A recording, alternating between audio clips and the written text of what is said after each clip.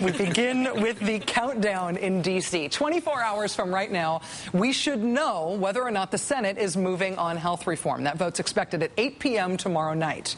Why 8 p.m.?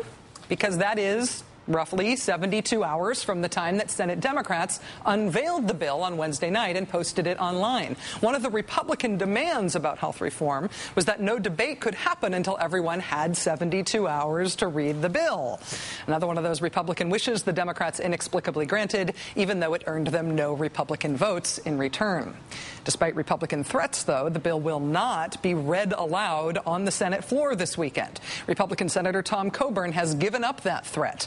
Had the Republicans won on that one, too, there would have been probably a vote at sometime around 2 a.m. on Monday morning. That will not happen. This, it seems, will be settled tomorrow night.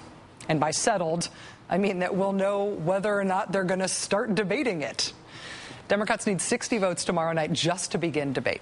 Luckily for them, there are 60 members of the Democratic caucus, but there are still 2 conservative Democratic holdouts tonight.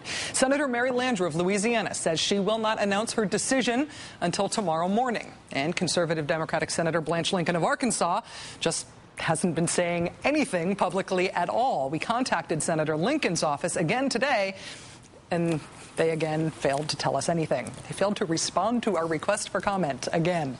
Again, both of these holdouts are just holding out on the question of whether or not they're going to allow debate to start on health reform. If either one of them says no, debate won't start, health reform will stop, and we know what Blanche Lincoln and or Mary Landrieu will be most famous for in their whole political lives. Joining us now, as promised, is the former Democratic governor of New York, Eliot Spitzer, Anna Marie Cox from Air America Radio, and Nate Silver from 538.com. We don't usually do this. Thank you all for being here. It's really nice. Pleasure to be here. Thanks. Nate, let me start with you. Sure. You wrote in the New York Times this week about the political context for conservative Democrats making these decisions about health reform. Would it be good politics for Lincoln or Landrieu to single-handedly kill health reform? Well, it's a tough call because they all face somewhat different parameters. For someone like Landrieu, who was just reelected last year, she has 6 years until she's up for reelection again. We don't know what people will think about the health care bill come 2014. But Lincoln is vulnerable in 2010, the cycle, which I think is going to be pretty bad for Democrats. So she has more reason to be nervous and not want to take one for the team. With that said, if she doesn't vote for this bill, she's going to lose all her fundraising support. She's going to maybe be kicked out of the, well, I know being kicked out of the caucus, but you won't have any institutional support, and that makes things very tough. You don't have any friends in your corner, so it's not an easy decision for her to wrestle with. It's hard to imagine Republicans rallying behind her because she said no to health reform, right? Well, she could become a Republican. I mean, I think that's not totally off the table. We've seen some parties switching one way. It could happen the other way as well, I would think. Governor Spitzer, on this issue of fiscal conservatism, President Obama tried early on to define health reform as the fiscally responsible, necessary thing to do. And in fact, this is the biggest effort at healthcare cost control ever. You see that reflected in the effect this is supposed to have on the deficits. Is part of the reason this has been so hard politically because that fiscal responsibility message got dropped? Well, I don't think they've dropped it intentionally. I don't think anybody believes it. In other words, I think everybody sees the $900 billion, $1 trillion tag over 10 years, and they say this will not increase the deficit. I don't think people really believe that because every time in the past there's been an effort to control the growth of healthcare spending, it has failed. And I think most of the controls here kick in 5-6 years down the road. People don't really believe that element of the bill will play out as they're saying. Having said that, I think there's enormous public support for healthcare reform, and I don't think any Democrat, and I think each of these two senators tomorrow will say we will vote for the debate to make it happen. They don't have, it would be crazy of them, as a political matter, simply crazy to stand up to a new president and say, I am blocking single-handedly your most important domestic agenda item. And I don't think they will do it. They shouldn't do it. This is merely to get debate going. Fiscal conservatism or not, they will say we must go forward. This is what the Democratic Party stands for.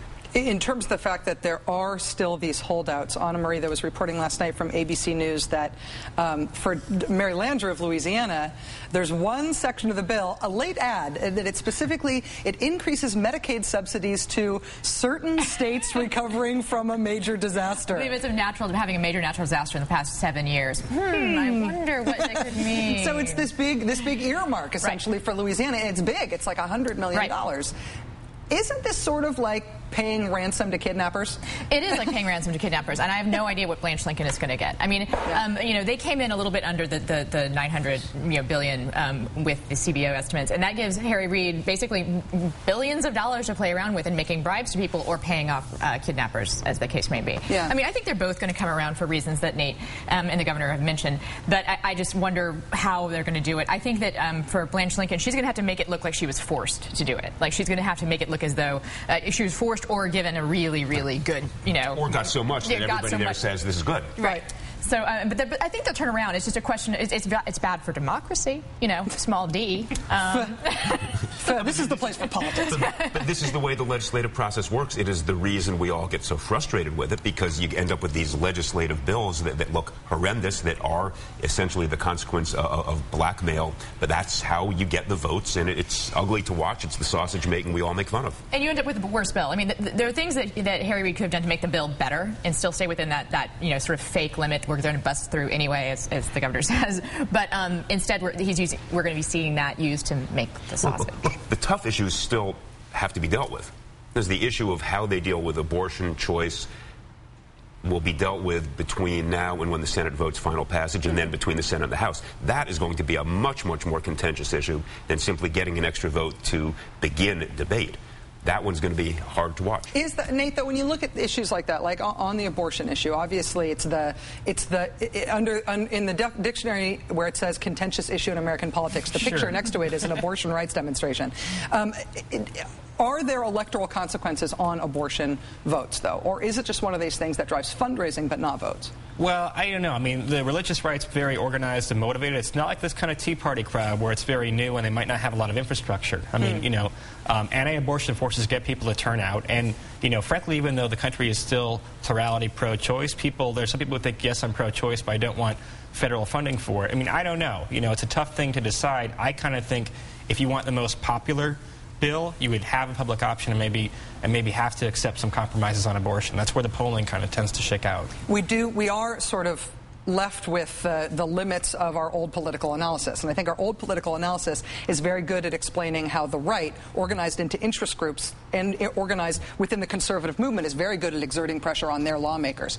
It's totally irrelevant to this fight, which is all within the Democratic Party. And the question is whether or not the left has become sufficiently organized to make people fear voting against a public option. But there are, even within the Democratic Party, some senators who are avowedly not pro-choice, and where their capacity to win next November will depend upon those marginal voters for whom this may be a critical issue. And that's why it's so dicey and so problematic for us. Why does every senator that I've interviewed in the last couple of months on this, last month, I guess, say, every Democratic senator I've interviewed says, oh, they'll get 60. They'll definitely get 60. They all say they'll get 60, even while Ben Nelson is saying, no, I'm not going to vote for it if there's a public option. Joe Lieberman is holding a one-man parade every day talking about how he's going to filibuster it. Is there any chance they're not just blowing smoke, that they actually know they will get 60? I feel like they're blowing smoke. They seem relatively... I don't know. There hasn't been like a critical mass that has formed against the bill in the Senate. There was in the House. So I think you have each person operating as an individual. And as long as Blanche Lincoln is just one individual against the whole pressure of the caucus, it's hard for her to vote no, I think. If you had people banding together, you might have more of a problem. But you have different concerns from a Lincoln or a Lieberman or a Nelson. In some ways that makes it easier than if you had one concern that you couldn't rectify potentially. Anna Marie, last word briefly. Tomorrow, do they get 60? Oh, yeah. Elliot Spitzer, Nate Silver, Anna Marie Cox, my guests this hour. Don't go anywhere. I've belted you to your seats. Thank you.